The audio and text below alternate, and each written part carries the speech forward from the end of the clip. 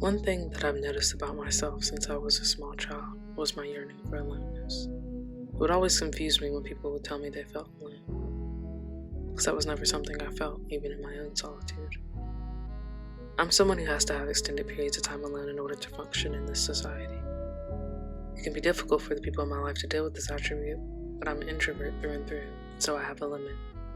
And even though it can be frustrating sometimes for others, they learn to accept it, because I always come back with a fresh mind, fresh eyes, and a new perspective that I like to get feedback on.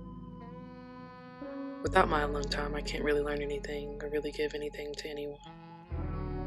My solitude is my time for introspection.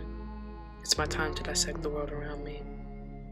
It's my time to learn the difference between the energies around me as well. When I'm in my solitude, I'm training my eyes to see without looking. I'm training myself to feel without touch. I'm training myself to trust my gut. If you know me in real life, you know that my hearing is quite honestly awful. But I'm learning to see the blessing in not being able to hear people. I struggle to hear the voices of people, but I can hear footsteps. I can hear the sound of the birds in the morning. I can hear the trees.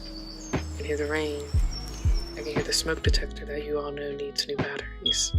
And the things that I cannot hear, I can feel. I can feel when someone is upset, when someone is jealous, when someone is confused, when someone is sad, when someone is staring at me, and when someone is lying.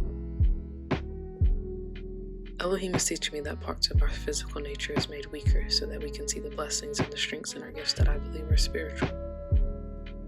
My ability to be alone and to feel energy is a gift that I was born with. It's a gift to be able to block out the distractions of the world and to focus on things that really matter. The fact that one day we won't all be here means we have to ask ourselves the hard questions. Did we spend our time on earth learning as much as we could to break free of the shackles on our mind? Did we learn to trust ourselves enough to hear God?